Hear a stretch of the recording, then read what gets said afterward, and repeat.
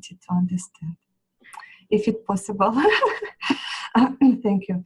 И вот классы под сердцем позволяют мне, благодаря практикам перепросмотра, благодаря энергетическим пасам, слой за слоем исследовать свою собственную жизнь, свое прошлое своей семьи, и находить решения, которые наиболее оптимальным образом помогают мне справляться с трудностями в моей повседневной жизни. Но в то же самое время классы под сердцем... We will need translation. So, Andre, can you translate what Anastasia is saying? So they... Well, Anastasia says that for her, Pass with Heart classes especially work well in helps in recapitulation process, so she can review her family lineage. She can better understand herself, her experience. Great. И в то же самое время обращать внимание на такие абстрактные вопросы, как видение, как энергетическое тело. То есть я благодаря этим классам обращаюсь к той части самой себя, которая питает меня, мое физическое тело, мой дух, мое здоровье. Thank you. And at the same time, I can address to abstract part of me, to my energy body, so I can go deeper into the question related to seeing and understanding the things. Excellent. Thank you so much, Anastasia. Thank you, Anastasia. Thank you. I think we have, well, we said one more. It was Brian, Michael, who was? Christian. Here we go, the augurs, yay! Yeah, so, you know, like... your name and where are you from? Where? Yeah, I'm Christian Auger. I'm from Santiago, Chile, but I live in the United States for a long time, like 40 years, a little more than 40 years. So, but so when originally you asked the question, you know, so I wrote down some thoughts: fluidity, connection, grounding, grace.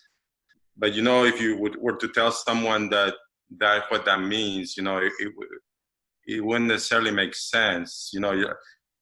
And the realization that underneath our thoughts and habits, you know, lies something deeper, and you know, and yes, it's difficult to kind of explain in words, so it can kind of only be experienced after you do the magical passes, and you start observing your thoughts, and that they're not really you. I mean, they're kind of like, I don't know, lack of a better word, they've kind of hijacked us. Yes. Yeah. So and underneath that sort of, you know, chaotic dynamics that they create, you know, lies something different, something deeper, something more meaningful, something quieter, and that is kind of what calls me. And in order to call that mood, you know, the mood of the warrior, you know, I always remind myself state of readiness. So and I think you shift from talking to kind of listening. Yes. Nice. Wonderful. So I think listening is the kind of the key. Teach me to listen. It teaches me to listen. Great. Wonderful. And with this, perfect for the theme of the cycles is how do we listen to infinity? What the infinity is telling us or showing us. And infinity is not just out there. I think infinity inside of you. It was beautiful what you said. Thank you so much, Chris. Thank you, Chris. Yeah, thank you. Very well. So go back to the PowerPoint. Let's go back to the PowerPoint. So you know, there's a quote that encompasses the spirit of all of the things you've said, and we're going to read it to you because it's the heart of this heart class. Anything is one of a million paths. Therefore, a warrior must always keep in mind that a path is only a path. If he feels that he should not follow it, He must not stay with it under any conditions. His decision to keep on that path or to leave it must be free of fear or ambition. He must look at every path closely and deliberately. There is a question that a warrior has to ask mandatorily. Does this path have a heart? And with this, we want to just invite all of you to take a moment, and like some of you were saying in your experiences in the class, draw your attention inwards and connect to your own life, your own inner impulses, and what in the circumstances of your life have inspired you and brought you to this class. Why are you today here? What of the theme of the intuition, or what is inside of you and around in your life that called you to this class today? And take a moment to write about it, just to organize your perception.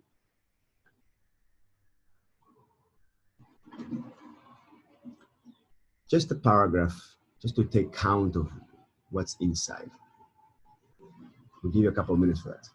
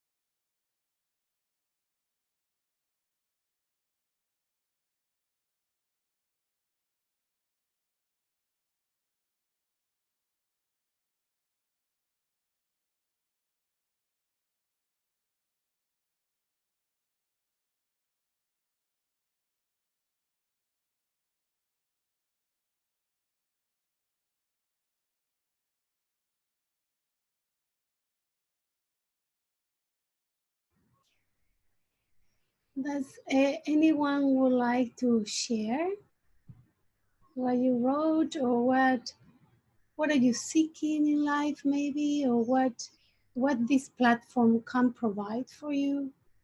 The space to develop, to manifest, to...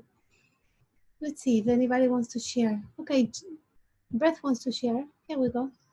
Yes, Beth. It was interesting because I had last week, this class keeps my dreaming body awake. It keeps me from being all stuck on my right side. And like last week when we did the passes with the lungs and the tapping, and I had a dream before class that there was a person showing me those passes and being very specific about where I was to be tapping my chest. And I thought, I need to breathe. I need to be working on breathing. And then you did the passes and I went, oh. So, and then today I had another dream. I haven't finished writing it down, but it's like there's this connection with our energy bodies, and that just, it keeps us fluid, and it keeps us moving in expanded directions. At least I should say for myself, that's what it does for me. You know, I think that's why I come. It's my dreaming body must be here. This is its place. Yeah, thank you for sharing that, because that is exactly the theme of the class, how we can all hook and receive the message, you know? the message that I received to do the tapping, you know, you also got it in your dreams. You know, we can all hook to life, to the messages of what I remember in an interview to the producer of Michael Jackson. He used to call his producer at 3, 4 o'clock in the morning because he will have dreams at night of what to do for the show or for, no, so he said, let's start working on this right now. Otherwise, if I don't act upon this message, God will tell this to Prince and he will do it. You know, so, and I think that happened to all of us have this, we just have to develop the skills, but we all have it inside to listen, to receive messages, and how we can act upon information that come to us outside the realm of the daily cognition, daily life. Great. Anybody else before we move on to another aspect of the class to continue presenting? Okay. Oh yes, there's one person there. Ina. Yay. Hi. Hi, I'm Ina, and I came today because I thought I did want to see you guys and to feel connected again to the community. And as I heard the quote that Miles read, I realized that I'm also, I've just been dealing with a challenging decision I need to make. It seems like one of the paths I've taken last year, it doesn't feel anymore like it has a heart. Just hearing this quote helped me to get a lot of clarity. So I guess that's why I'm here. Excellent. Yes, and this cycle is exactly that, yes. Decisions. Yeah. And the decision is something that will be for, anyway, I don't want to go forward. The PowerPoint slide is exactly about that. Okay. Excellent. Another person channeling infinity, Ina.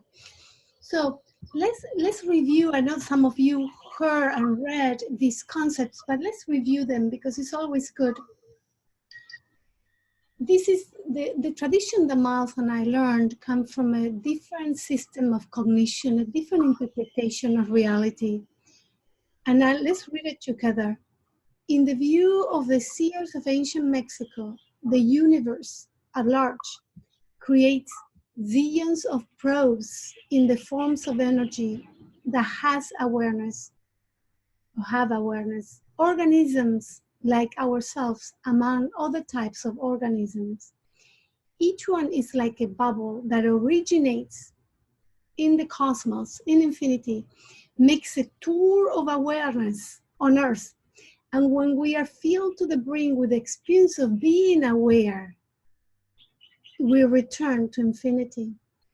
We are direct extensions of the universe, cosmos, infinity, whatever word resonates most with you.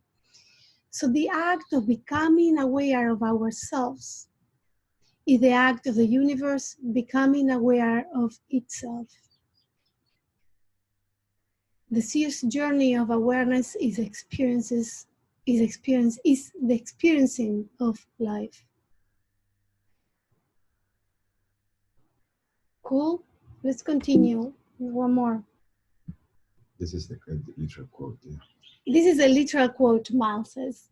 Another issue for the shamans of ancient Mexico was the energetic fact that we are continually pushed and pulled and tested by the universe itself.